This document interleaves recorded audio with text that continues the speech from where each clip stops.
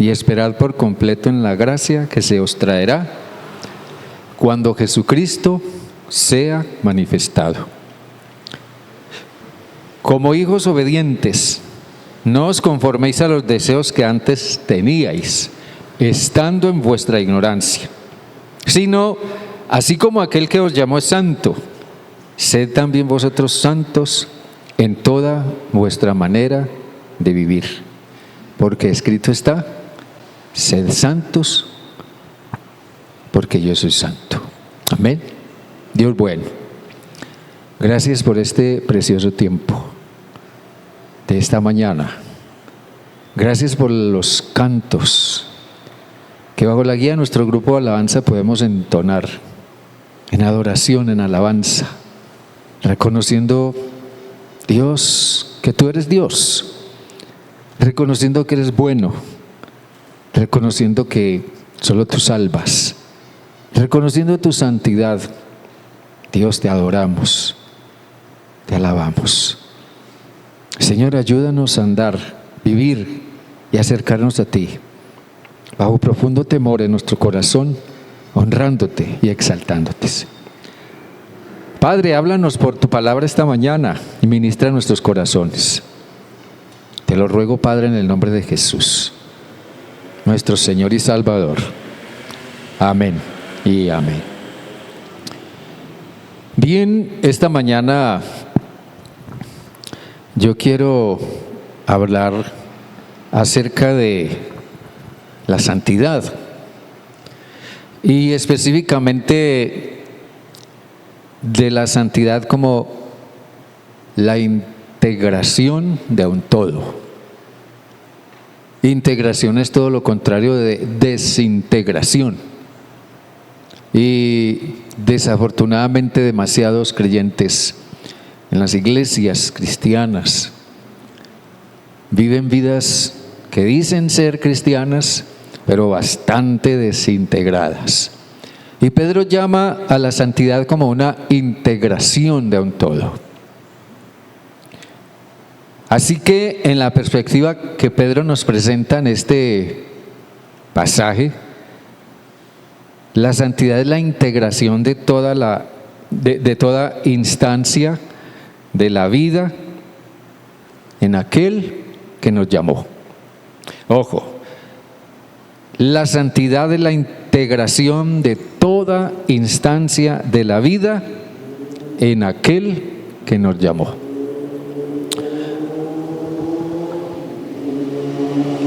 La santidad es un tema esencial de la vida cristiana.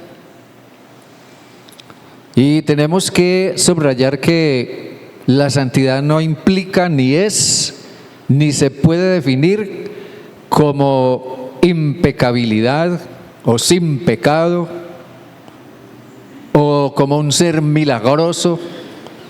En el Nuevo Testamento, en ninguna parte ser santo tiene ese sentido. Solamente Dios es santo. Y en la revelación que encontramos en el Nuevo Testamento, por medio de Cristo, solo Jesús es santo. Es lo que nos enseña el Nuevo Testamento. Entonces la santidad es un tema esencial de la vida cristiana para nosotros, los mortales, los humanos, para quienes seguimos a Jesús en este peregrinar humano. Y es así, si es que hablamos de una vida cristiana que nace o surge de la Biblia. Porque la vida cristiana surge de la Biblia. Y si surge mediante el estudio y la meditación de la palabra de Dios.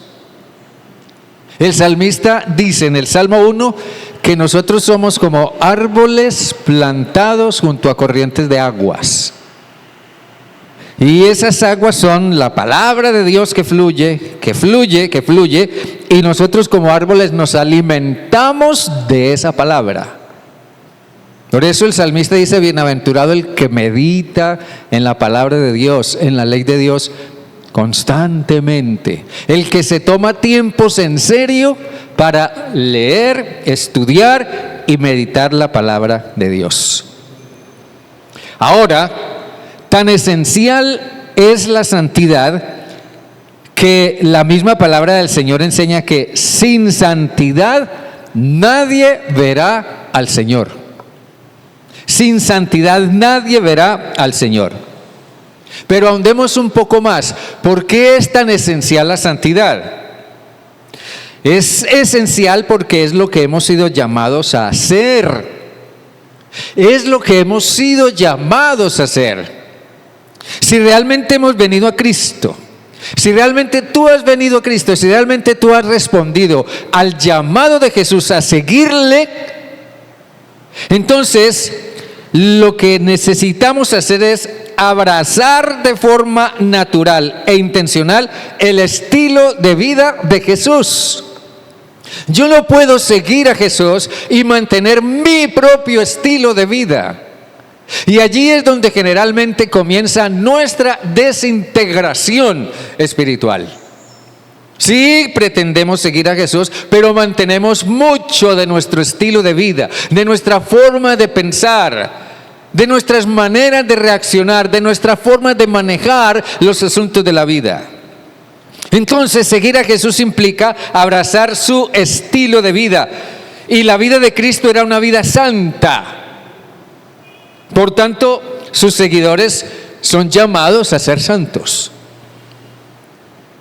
Eso es lo que específicamente dice Pedro en el versículo 15. Sí, sino así como aquel que os llamó es santo, sed también vosotros santos en toda vuestra manera de vivir. Y Pablo, escribiendo a los Corintios, en la primera epístola a los Corintios, les dice o los llama o se refiere a ellos como llamados a ser santos. El llamados a ser santos es solo el comienzo. Todo comienza con un llamado, con una invitación, con una convocatoria, si podemos usar la palabra también. Eso es solo el comienzo. Es como si alguien planeara llevar a cabo una carrera de atletismo o una maratón. Entonces hace una convocatoria, hace un llamado para quienes quieran participar en esa carrera. Y obviamente van a responder los que tienen interés en el atletismo o en las maratones.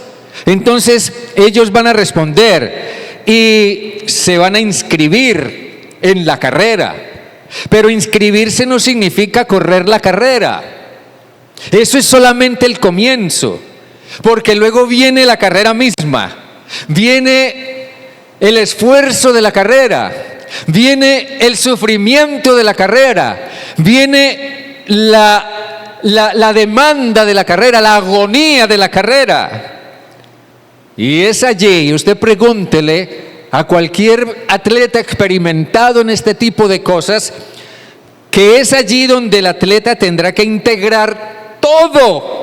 Tendrá que integrar todo para poder llegar a la meta. Tendrá que integrar su inteligencia, su habilidad, su disposición, sus energías, su resistencia, su resiliencia. Todo tendrá que integrarlo si quiere correr esa carrera, y más si quiere o aspira a ganar y llegar a la meta. Entonces, la condición natural del cristiano se expresa en la santidad. La condición natural del cristiano se expresa en la santidad. Miren ustedes los versículos 3 al 12 que leímos al comienzo, pero específicamente en el versículo 4. Esos versículos, déjenme decirle antes de leerlo, estos versículos 3 al 12 que leímos al comienzo conforman el trasfondo del tema de la santidad al que se refiere Pedro. Quien sigue a Jesús es una persona diferente. Quien sigue a Jesús es una persona diferente moralmente, éticamente. Es una persona diferente. Se rige por unos principios morales y éticos diferentes a los principios del mundo. Es una persona diferente.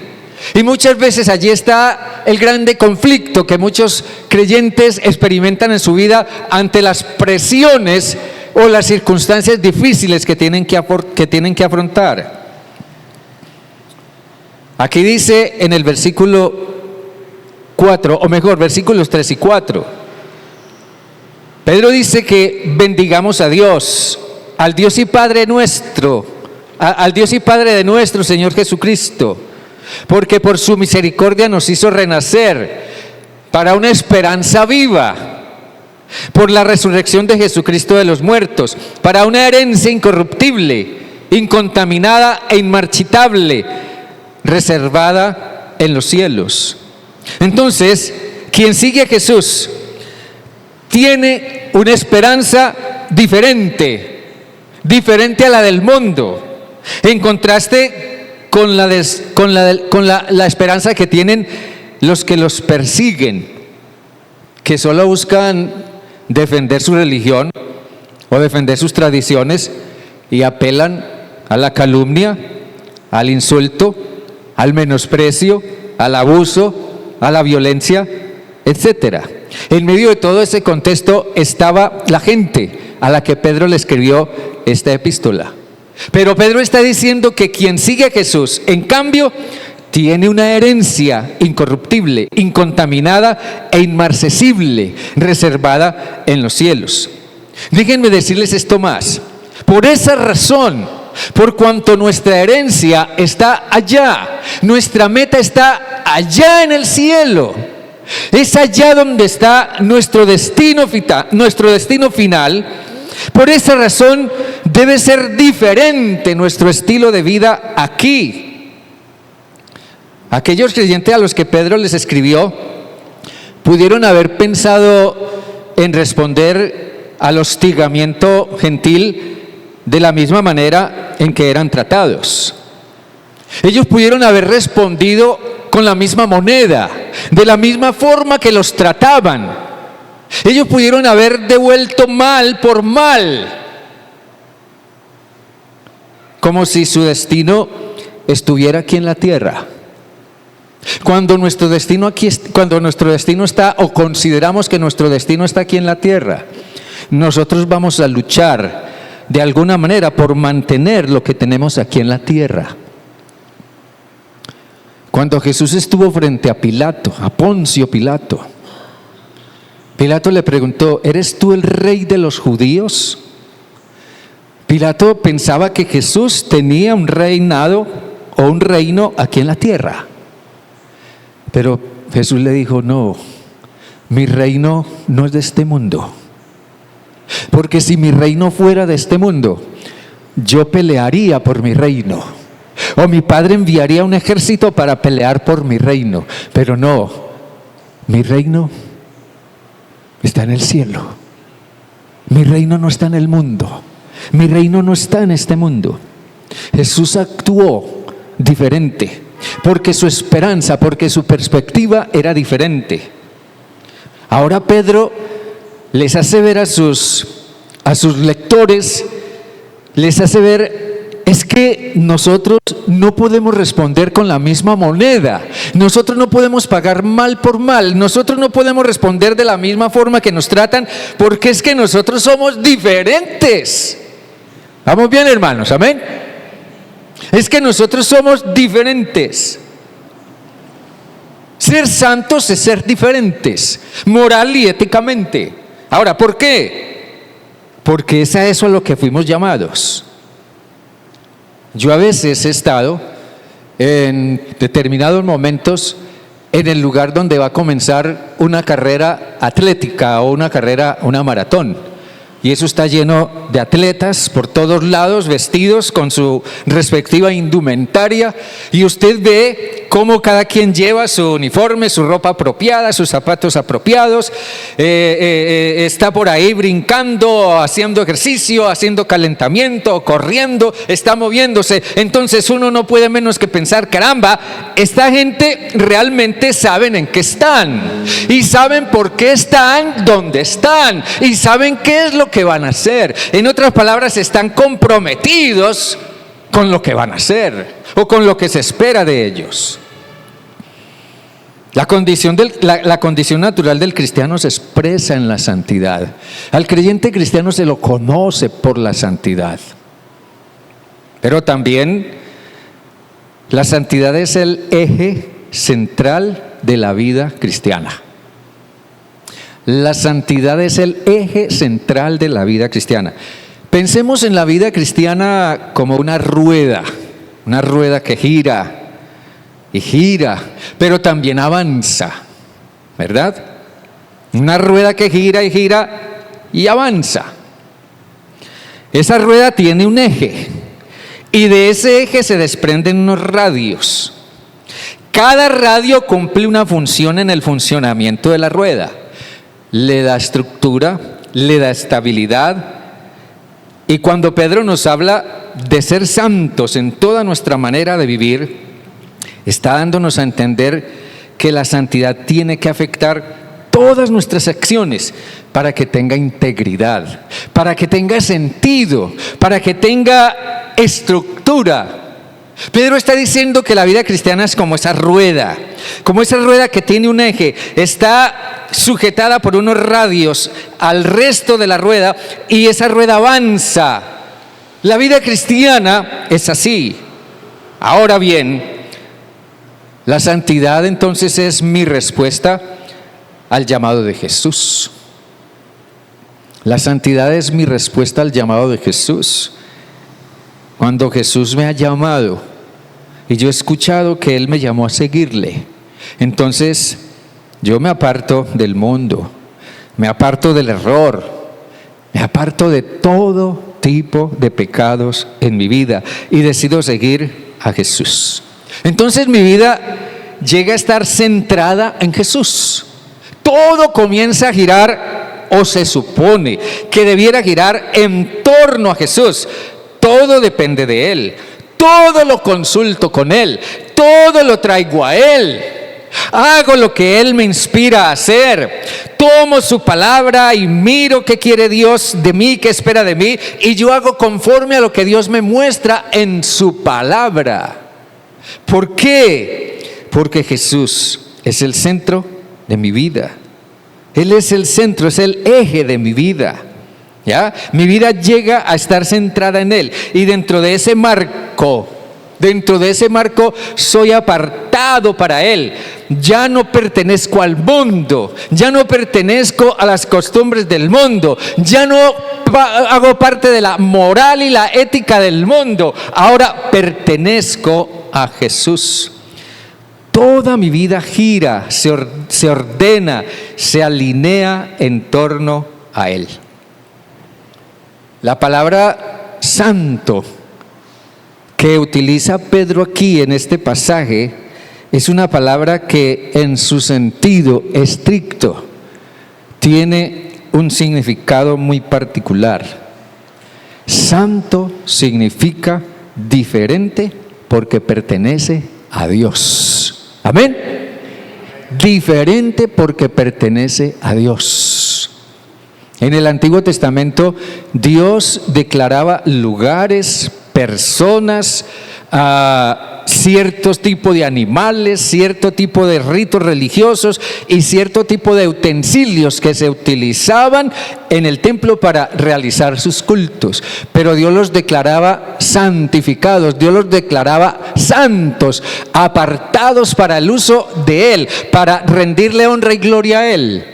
Así que alguien pudiera haber entrado en la cocina del templo de Jerusalén y haber encontrado una cantidad de utensilios allí en esa cocina y decir, bueno, pero es que estas son ollas como todas las ollas. Sí, se parecen a todas las ollas, pero no son cualquier olla, son ollas especiales porque pertenecen a Dios. Amén, hermanos. Entonces, nosotros no somos cualquier clase de gente como seguidores de Jesús. No, tal vez en muchas cosas nos parecemos al resto de la gente, pero somos diferentes porque pertenecemos a Dios. Pertenecemos a Dios. La santidad entonces se deriva o se desprende de que aquel que os llamó es santo, dice Pedro.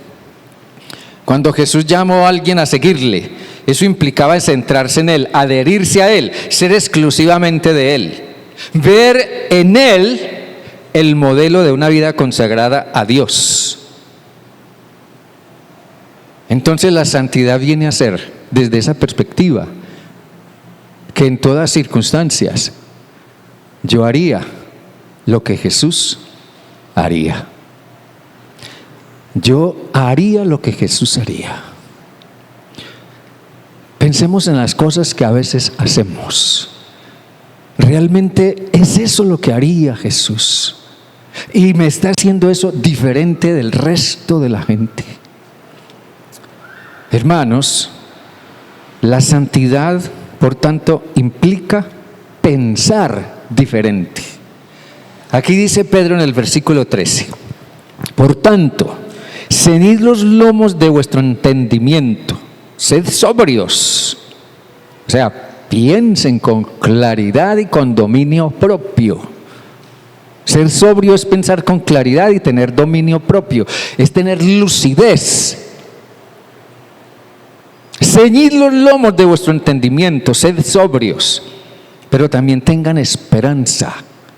Esperen por completo en la gracia de Dios, que se manifestará cuando Jesucristo obre, cuando Jesucristo se presente. Pedro habla aquí del entendimiento. Entonces aquí tenemos que tomar esta traducción que hizo Cipriano Reina, Casiodoro de Reina, perdone, esta traducción que él hizo desde su perspectiva como español. Entonces él nos trae esa expresión: ceñid los lomos de vuestro entendimiento. Déjenme decirles esto. Pedro se está refiriendo al pensamiento. El pensamiento son las ideas, las creencias, las convicciones, los puntos de vista que albergan nuestra mente. Es la forma como interpretamos la vida y como interpretamos el mundo.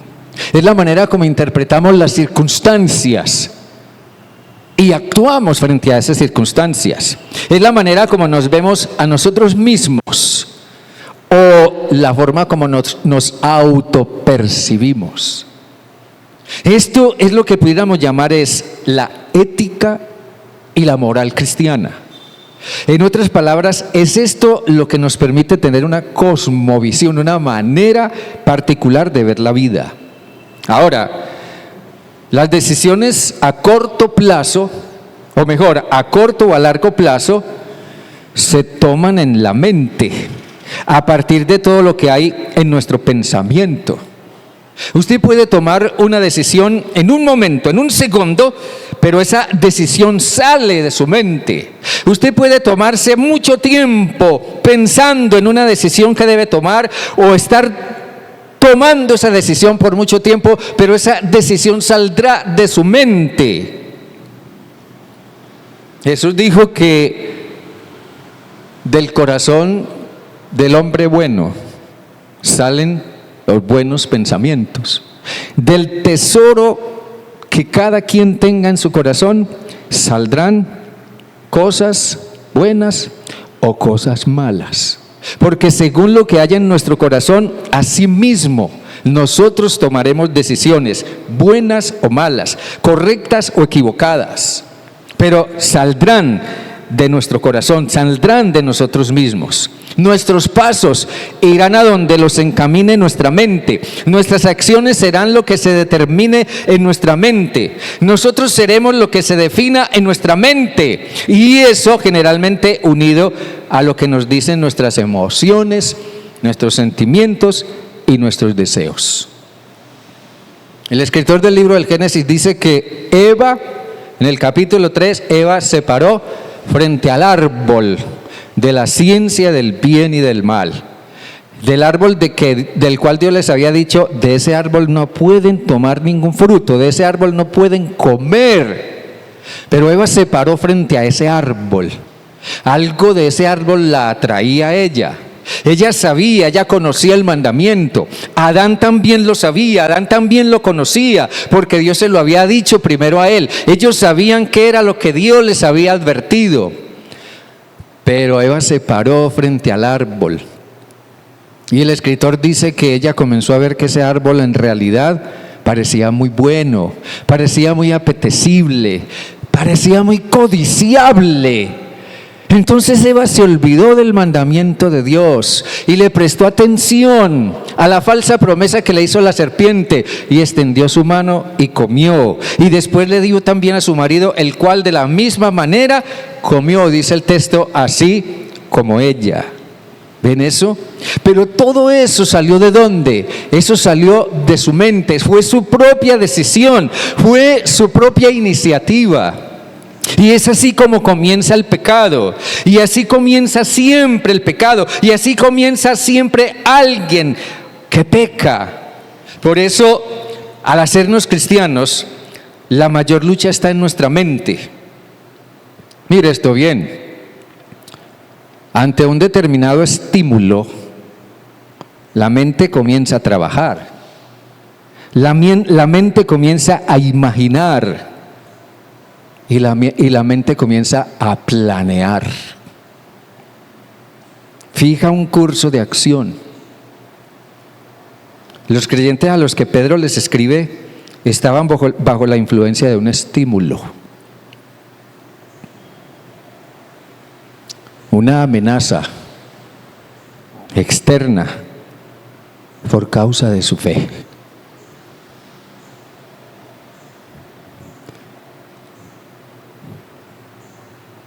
Por eso les dice más adelante, no tengan miedo. No tengan miedo porque Dios está con ustedes. Cuando hay un estímulo, nuestra mente comienza a trabajar y a crear algún tipo de emoción. Si el estímulo es bueno, tal vez nos sentimos felices, contentos o seguros. Pero si el estímulo es malo o lo interpretamos como malo, sentimos miedo, nos sentimos amenazados y nos sentimos inseguros.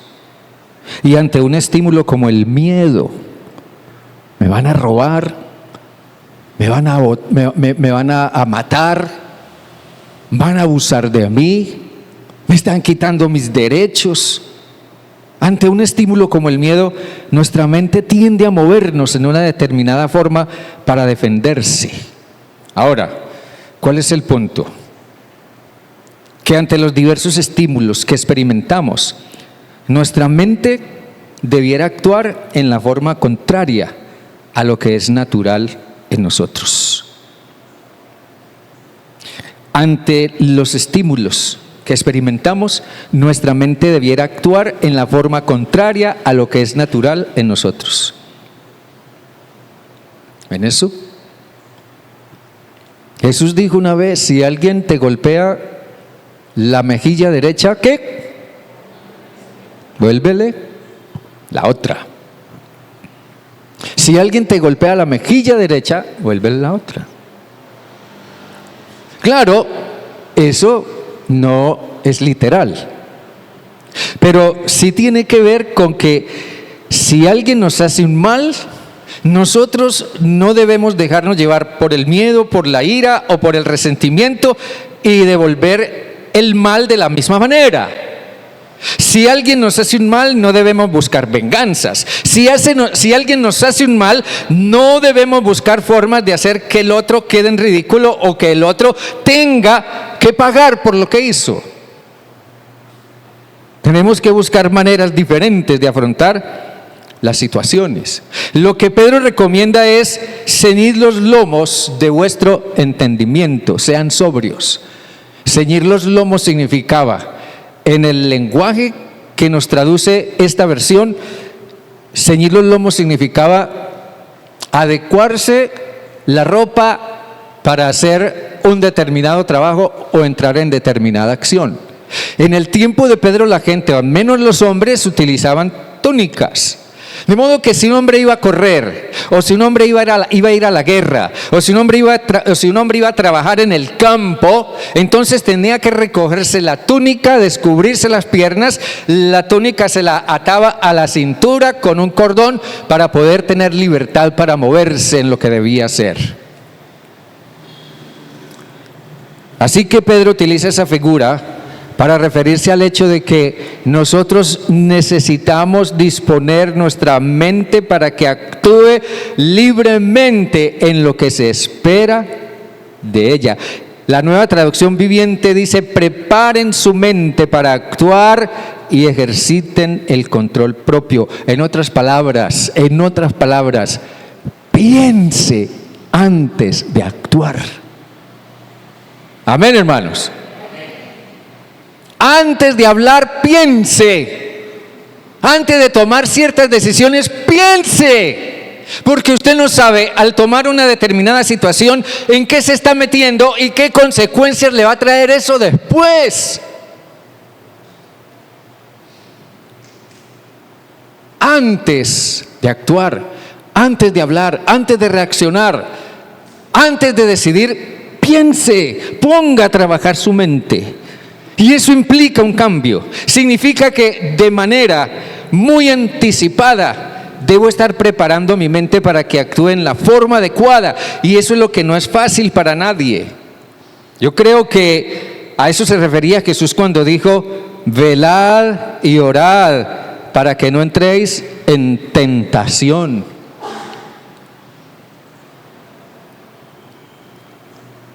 Antes de tomar alguna medida en particular hacia algo, hacia alguien, Jesús dijo: velad y orad. Y Jesús se lo dijo a sus dormilones discípulos, a quien él le había pedido que le acompañaran en orar. Les dijo: en lugar de estar ahí durmiendo, ¿por qué no se ponen vigilantes? ¿Por qué no reaccionan y oran para que no los arrastre la tentación? La tentación de hacer las cosas a su manera. Porque si ustedes hacen las cosas a su manera, el problema en el que se van a meter es muy grande. Y Pedro sabía a quién se los estaba diciendo, pero ni aún así prestaron atención. Porque cuando llegó la hora, lo que primero Pedro hizo fue sacar su espada y decir: esto lo arreglamos a machetazos. Y Jesús le dijo: no, Pedro, vuelve tu espada a la vaina. Eso no es así. Las cosas no se arreglan así. Así que la oración unida, la meditación constante de la palabra de Dios, tendrá que obrar para el cambio de nuestra mente, para que afrontemos las circunstancias de la vida de una manera santa, diferente. Entonces, la santidad es pensar diferente, pero la santidad también es actuar diferente. En el versículo 15 dice: así como aquel que os llamó es santo, sed también vosotros santos en toda vuestra manera de vivir. Sed santos. Ahora, imagine aquellas personas a las que escribe Pedro y a las que él identifica por sus regiones: Ponto, Galacia, Capadocia, Asia, Bitinia. Intimidados por la amenaza de la persecución por parte de una sociedad intolerante. Algunos eran encarcelados, otros eran despojados de sus bienes, otros eran corridos de su casa o desplazados hacia otra parte. Tal vez esas personas se preguntaban cuál sería la mejor manera de reaccionar. Si nos van a atacar, si van a atacar mi fe, si van a atacar mi familia, si no van a respetar mis derechos, ¿cuál va a ser la mejor forma de reaccionar, de defenderme? Entonces aquí es donde adquiere sentido el mandato de Pedro. Los cristianos debían recordar quiénes son. Por eso les escribe los versículos 3 hasta el 12, donde dice que nuestra herencia está en los cielos, y eso nos dice quiénes somos. Pedro quiere que aquellos creyentes cristianos recuerden quiénes son, y con base en eso, dice Pedro, dispongan su mente para actuar conforme a lo que son. Había que reaccionar, sí, pero ¿de qué manera? Había que reaccionar de manera diferente. Dice Pedro: reaccionen, sí, pero reaccionen como hijos obedientes. Reaccionen como aquel que los llamó. Hagan lo que ustedes piensen que haría Jesús. Somos santos cuando devolvemos bien por mal. Somos santos cuando no buscamos venganzas.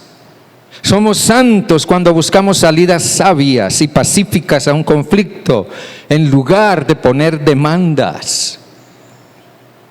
Y déjenme decirles algo más entonces a la luz de todo esto. La santidad integra, por tanto, toda la vida. Algo no anda bien cuando hacemos de la fe un segmento o una parte del todo de nuestra vida. Cuando somos santos solo en ciertos momentos, en ciertas circunstancias, cuando quizás somos santos solamente aquí en el culto, pero no somos santos en otras esferas o en otras instancias de la vida. Cuando lo correcto es que todo esté integrado a Cristo en el centro. Pedro habla de toda vuestra manera de vivir. Eso significa todo lo que incluye nuestra vida: actividades, relaciones, bienes, tiempo, habilidades, estudios, finanzas, trabajo, familia y hasta los problemas, las cargas, las dificultades. Todo debiera estar integrado en Jesús. Jesús habló de que cada día trae su propio mal. Y eso es verdad. Todos los días traen en alguna forma su propio problema, su propio desafío, su propio reto. Eso es parte de la vida. Alguien dijo: la relación que establecemos con Dios es el centro de nuestra vida, la fuente de todo, lo que da sentido a cómo vemos el mundo a nuestro alrededor. Así que, hermanos queridos, en realidad todo parte de ahí. No se puede ser santo, moral y éticamente diferente si no hay una viva relación con Jesús. El aspecto dinámico de una relación con Jesús se puede definir fácilmente. ¿En qué consiste una relación con Jesús? Consiste en un serio, sincero y abierto estudio bíblico. Yo estudio mi Biblia, yo leo mi Biblia, yo medito en lo que la palabra de Dios me enseña, yo aplico la palabra en forma personal a mi vida, yo adoro, tengo mis tiempos personales de adoración a Dios en los que quiero que Dios me hable, señale lo que no está bien en mí, pero también me muestre qué es lo que Él espera de mí. Yo también le doy lugar a que mi corazón de verdad escuche lo que el Espíritu Santo me dice. También el ser parte de una comunidad de fe como esta, una comunidad de fe con la que me congrego y con la cual proclamo la palabra del Señor, pero también la oración. Soy una persona que ora. Pedro está diciendo que se sabe cuando una persona tiene relación con Jesús.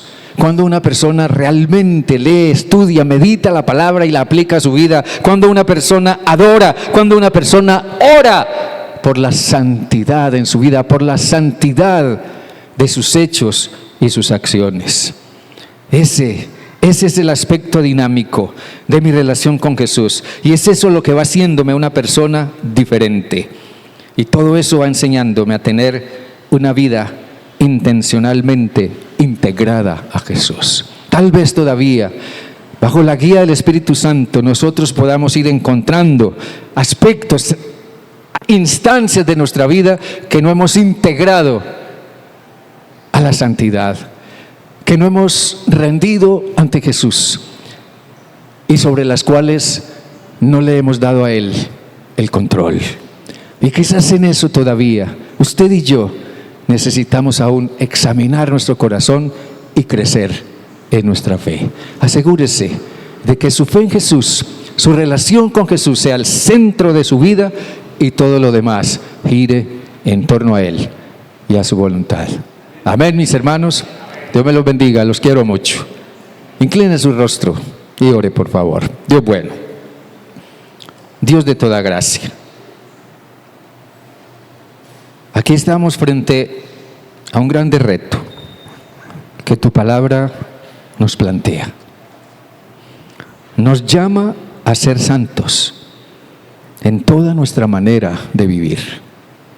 Y entendemos, Señor, que eso significa que necesitamos integrar todo en nuestra vida a Jesús y establecerlo a Él como el centro, de quien se desprende todo lo que hemos de ser en nuestro diario vivir. No podemos ser cristianos en unas cosas y en otras no. No podemos ser cristianos por momentos o por tiempos y en otros momentos o tiempos no. No podemos ser cristianos en un lugar o en una instancia y en otras no. Somos llamados a ser santos en toda nuestra manera de vivir, y es allí, Señor Dios, donde necesitamos de tu ayuda. Necesitamos de tu poder, de tu gracia. Necesitamos de tu sabiduría. Señor Dios, ayúdanos a ser hijos obedientes, que no se conforman a los deseos que antes teníamos cuando estábamos en nuestra ignorancia, sino que cada vez nos integramos más en Jesús, y Jesús se hace más real en nuestra vida, en nuestros hechos, en nuestras palabras, en nuestras actitudes. Perdona nuestros pecados, limpia nuestros corazones, santifícanos por tu Santo Espíritu y gózanos. Tú conoces esta iglesia. Por esta iglesia tú derramaste tu sangre. A esta iglesia, a quienes estamos congregados aquí, a quienes nos congregamos aquí, los que estamos, los que faltan, todos, Señor Dios, por todos tú derramaste tu sangre y a todos nos compraste por el precio de tu sangre. Ayúdanos, Señor, a responderte, viviendo una vida consagrada a ti, una vida de santidad centrada en Jesús.